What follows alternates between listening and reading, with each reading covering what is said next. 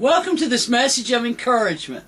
Today I wanted to start a new series and I entitled it Misconceptions in the Bible.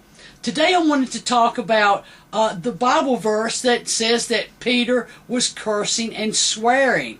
But before I get started, I always like to ask those of you who are watching to please pray for other people, especially our nation's leaders. Please lift them up in prayer because prayer is powerful and prayer brings about great change. Also, I'd like to ask that you please remember me in prayer. I've been having some health issues that I've been battling with, and I haven't been, been able to do as many videos of encouragement as I would like to do. But I would very much appreciate it if you would lift me up in prayer.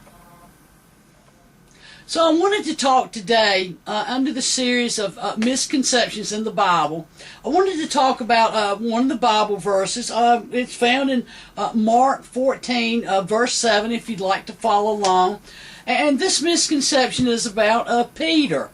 It says, but he began to curse and to swear, saying, I know not this man that you speak of.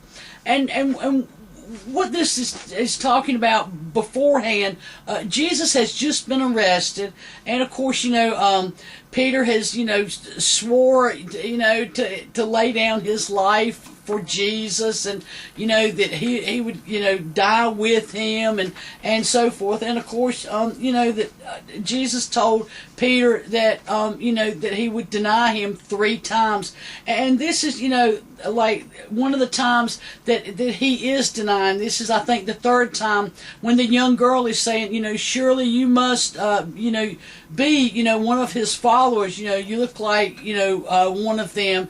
And like I said, the scripture says again, but he began to curse and to swear. And so we want to look at that because a lot of people think, that Peter started using, all this profanity and ugly language and so forth. And that is a terrible misconception because it's just not true. So if you're not sure what swearing is, in the Bible, swearing is like a pledge or a vow. Swearing is, you swear to do or to do not, or you swear to do something, or, to say that, you swear that you did or you did not do something. If that makes any sense. In other words, people will say things like, I swear I'll do it tomorrow. Or I swear I didn't take the money. Or I swear to never hit you again. Or I swear I'll never take another drink of alcohol. So these are, are vows or pledges. So this is what, swearing is meant, in the Bible, these types of phrases.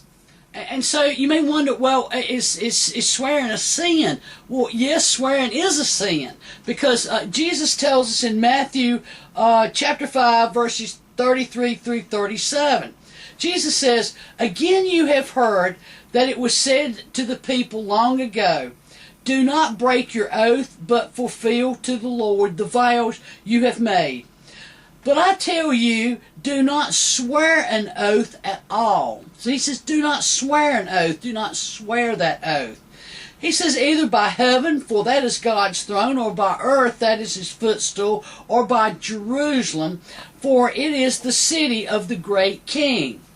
And do not swear by your head, for you cannot make even one hair white or black. He said, all you need to say is simply yes or no. Yes, I will do this. No, I will not do this. Yes, I will do this. No, I will not do this. Jesus says anything beyond yes or no comes from the evil one. He said, that is just coming from the evil one, to entice you to make, these vows and oaths and swearing and so forth like that. So Jesus does clearly explain that to us. So another good question is it a sin to swear on the Bible? Like you go into a court type of situation, you're testifying against somebody and say, put your hand on the Bible, raise your right hand. Do you swear to tell the truth, whole truth, nothing but truth, so help you God? Yes, that is a sin.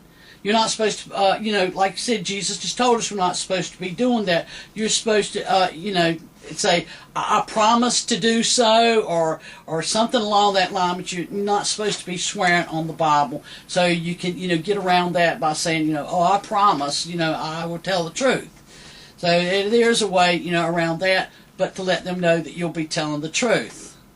So let's look at what actually is cursing.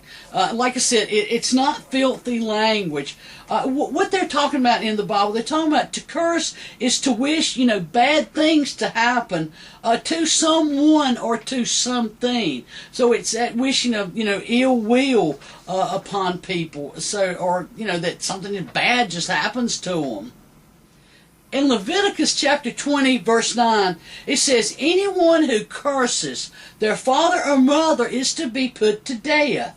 Because they have cursed their father and mother, their blood will be on their own head. So you're thinking, here it's like, well, that's saying, well, if a child is talking using profanity or saying this, that, and the other, well, that could be, covering that very well, by the child disrespecting their parents, because God's intention is for a child to have the utmost respect for a parent. But in this scripture, I think it's talking about children not showing respect for their parents and speaking ill will against their parents and wishing ill will terrible things upon their parents. So this is what I'm thinking, that they're kind of calling down curses upon the parent. I hope it that you fall and break your neck, or I hope you don't wake up in the morning, or something like that.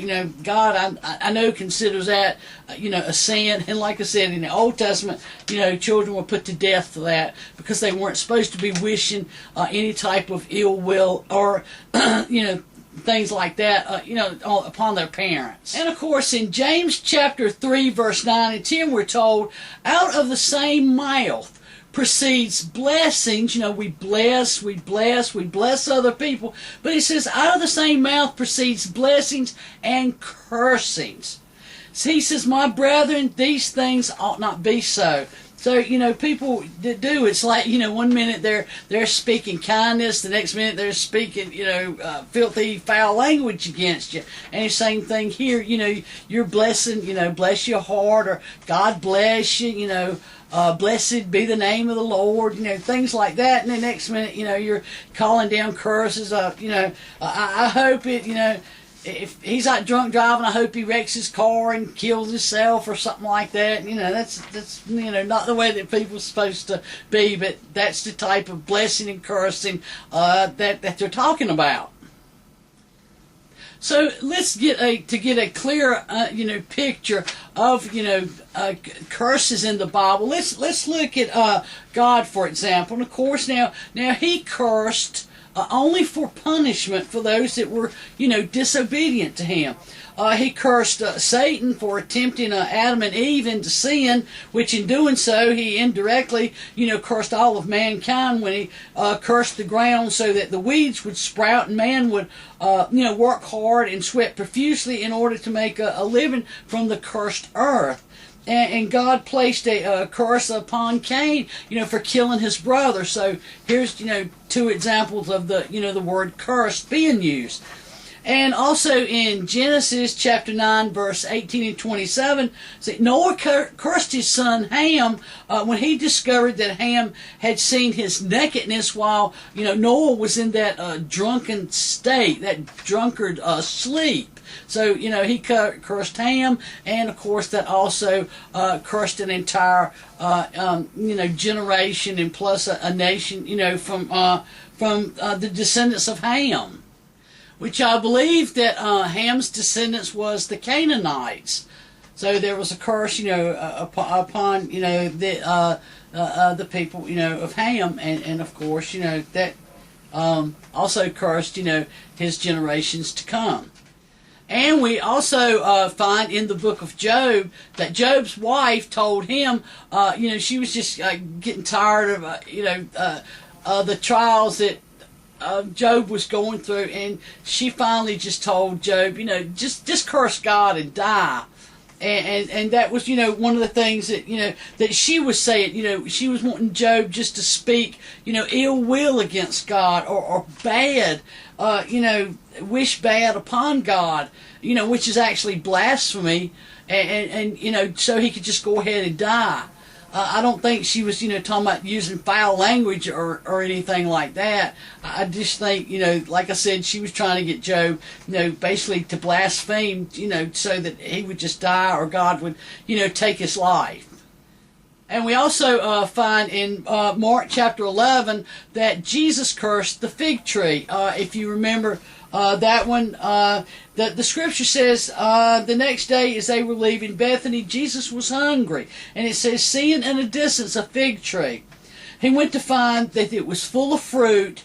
But when he reached out into the leaves, he found that there were no figs on the tree. And he said to the tree, may no one ever eat fruit from you again. And his disciples heard him say that. However, the next morning when they came back through, the disciples noticed that the fig tree had withered and completely and all the way down, including the roots. And so, Jesus cursed the fig tree. It wasn't, bare, even though it was full of, beautiful foliage, and it actually, the verse said that it wasn't the season for it to have figs, but if you listen to the description, there was this full foliage. I'm sure Jesus, expected the fruit to be there because of its beauty, but it wasn't bearing any fruit. So, he cursed the tree and caused the tree to wither and die because it was, just not bearing any fruit. It was serving no purpose. So this is, also Jesus, is cursed, so to speak. So, like I said, I just wanted to go over some scriptures because people think when they hear the word, a lot of times, like I said, with Peter, when it said, when the girl was asking him, surely you must be one of Jesus' followers, and, he started cursing and swearing. Well, it didn't mean he was using, foul language, and I wanted to clear up that misconception. And I hope that you've enjoyed this. I hope that I haven't, said anything that you're saying, well, I don't believe it. I think this part was using foul language and this part may have been something different, which, I hope, I'm not saying anything, that's, incorrect. But I did want to, like I said, want to clear up the misconception about Peter, that he was not using foul language. He was, just bringing down or calling down curses, such like maybe he was said, if I'm lying, I'm dying, or, if I'm lying, may heaven strike me down, calling down curses like that upon himself. I guess I didn't clear that up, when I, first, started out, but, I'm sure it was, things like that he was, calling down, upon himself, like me, I break a leg, if I'm not telling the truth, or if I actually knew Jesus, maybe, my arms fall off. He was just calling down curses. So I hope this message has been encouraging to you. I hope this has been uplifting to you. God bless. Stay safe.